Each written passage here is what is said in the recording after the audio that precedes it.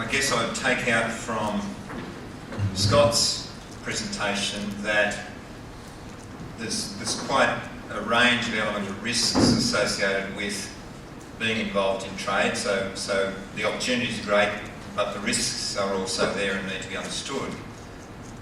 And also some comment earlier that whilst free trade agreements are not ideal, they do, in a sense, at least nail down some rules of the road and help people understand what game they're in, where the alternative might be that the rules, however distorted, are much less clear in the absence of those. So, I mean, I think the question to throw around between you two is, should we be purist and trying for the multilateral arrangements? Should we adopt Greg's approach and just say, look, we don't have any trade restrictions on product into Australia, and try and encourage others to join us, telling them the water's fine, jump on in? Or is the middle road somewhere in the FTA where at least there's some rules around the way things should operate? I'm interested in your, because that's obviously the takeout of the three presentations. I'm interested in your observations on those. Well, I think, I mean, obviously it's great if we could have the multilateral process continue on as it did in the earlier parts of the post-World War II period, but we have come to a period with now 160 odd members and a large number of middle-income countries that have much more market power than they did just even a decade or two ago when the Uruguay round was implemented.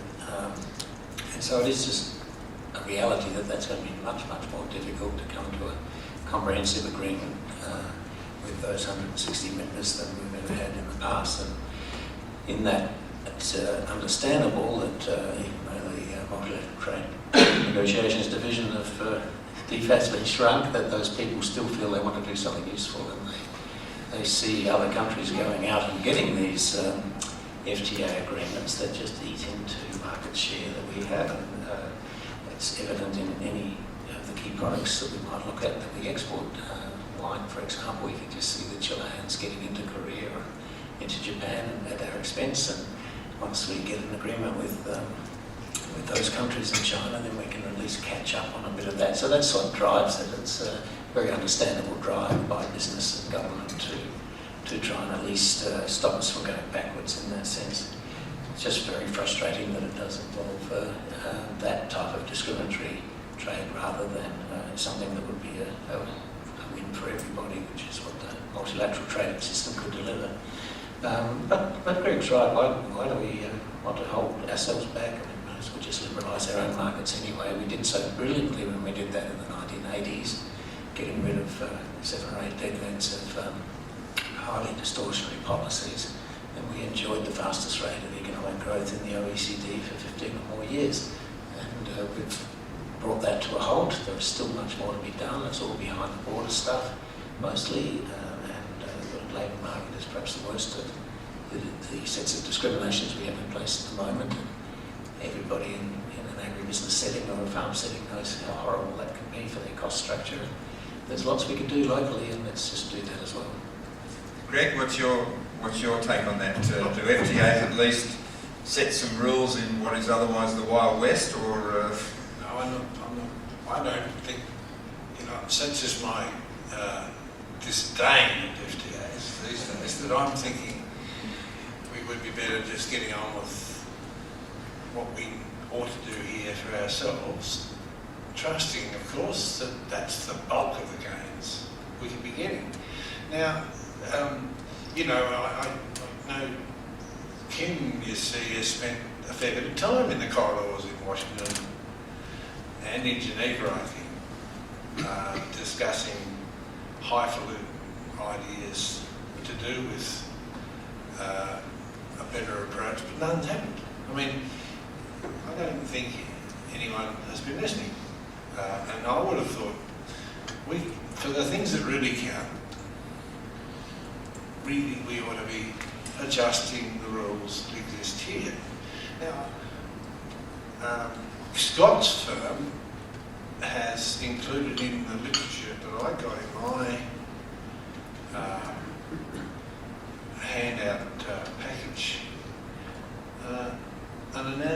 of the new rules that we're imposing on China for real estate. And they're atrocious. I mean, they would be, as a farmer in my own case, a small farmer maybe, but a farmer with a property that I would like to sell to the best bidder. It's not a very good thing to hear about. And I could have thought, if I happen to have a house anywhere in Main Street, any town, again, I'm being disadvantaged by this. And I think we should be welcoming our Chinese friends as investors and make it easier, not harder for them. And those rules are foolish, and they're just the start of what was a complication we need to have. There's plenty of things to worry about in Australia when it comes to unilateral relaxation. I want to just emphasise only that point, and I can make long lists of all the services and insurance and all sorts of things that probably people in the room haven't heard about, feel the anguish about. Scott, from your perspective, is there a sense that signing the FTAs at least sets some rules, or is that just a conception? I think it sets rules, but it's a sort of reality check. When I was checking it the week after the free trade agreement was announced, and I forget what the figure is, but 30% off horticultural exports to China or something. But the comment made back to me was, well, still your cost of production is still 10 times the cost of production in China, and that's not going to make the difference. So I think the price is really, we're still going to be more expensive in China, and really, I think the FTA, and any FTA really is, I see it as a point of focus, and I think the important thing is what follows now. But actually, I completely agree with Greg that the most important thing we need to do is fix up our own domestic framework in terms of the regulation of our sector, the cost, the infrastructure, all of those things can do a lot more than 10% or 30%. It gives us parity with New Zealand. I think that was important. But from here on in, I think, is there the focus on getting into India, Indonesia? That's part of it. But I think more focus is really on the Australian domestic regulatory framework and getting that right, and taking advantage of what we've done so far. So I'd be saying this is what our focus should be. Unfortunately, I'm incapable of regret, so I can't undo the free trade agreements. I just think going forward, it's a personality problem I have, Greg. And I've just got to go, well, we've got it, so what do we do to actually build the sector? I think it's all about what we do internally first. So, Kim or Greg, should we be perhaps even discouraging Minister Rob from his pursuit or pursuits in India or with the Gulf Council? Is that more retrograde than any potential advantage that might come out of it? I doubt it's Is that the retrograde. message? It's a question of whether that's the best use of his time.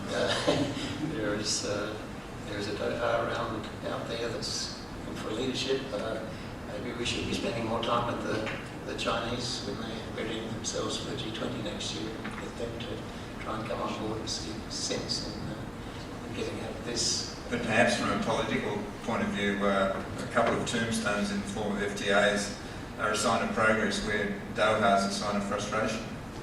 I can understand how you might feel like that. But it looks good to say that you've got 3 agreements already, 1 or 2 to come.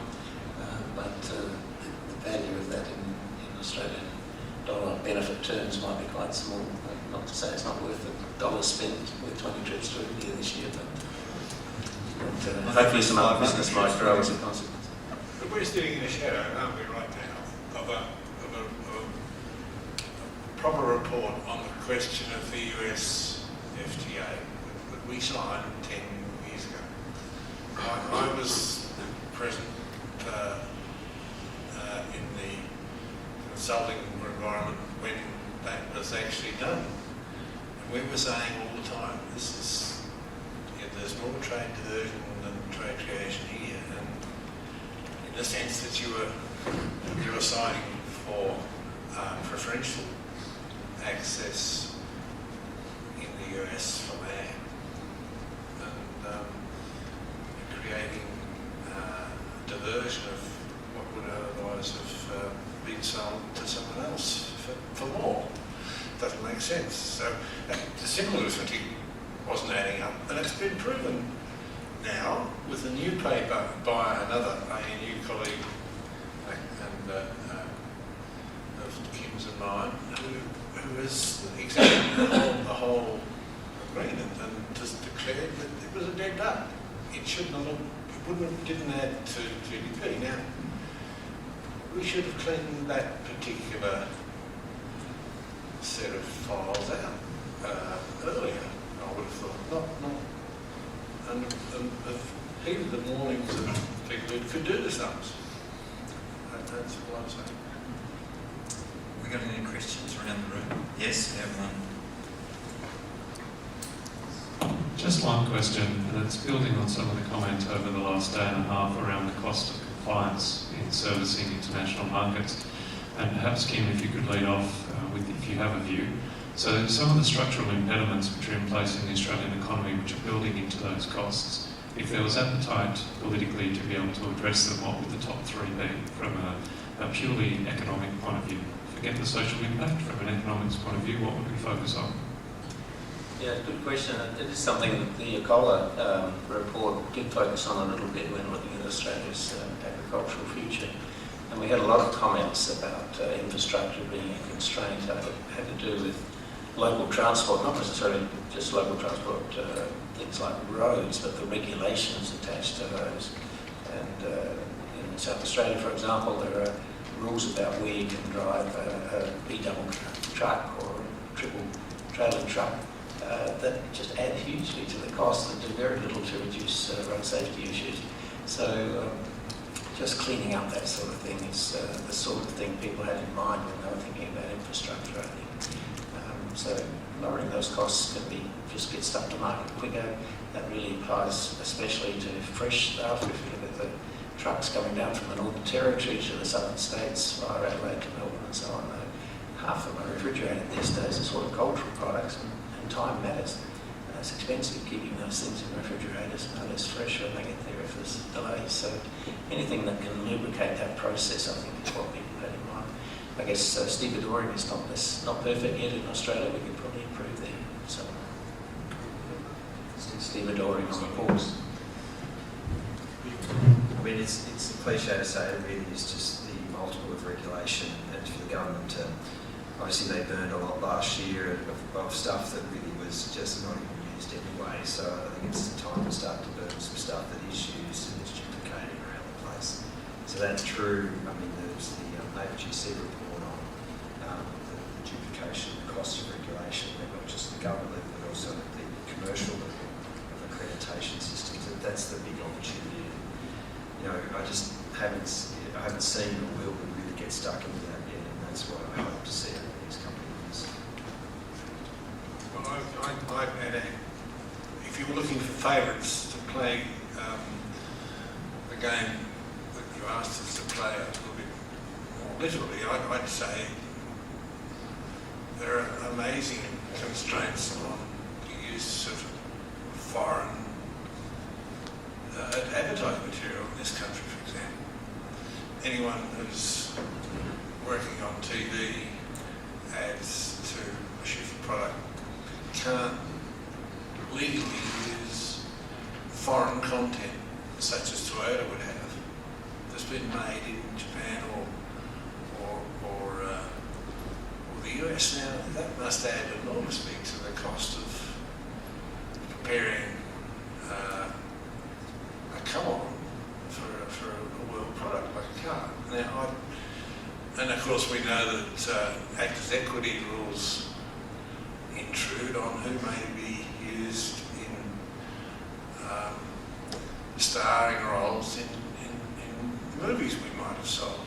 Those things are not commonly understood. They're complexes elements rather like those that affect B-doubles and the use of deckhands on tugboats, which all mesh into work practice rules that we haven't really addressed at all in this country. Should we think about it? They'd be undone, they'd be liberalised in my world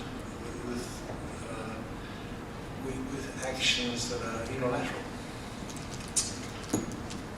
All right, we've reached afternoon tea, and I can't help, in thanking our three speakers, observe that if we fixed up all these distortions they're talking about, we wouldn't need economists or lawyers anymore. But it's true. So I'd ask you to thank our three speakers and look forward to our final session.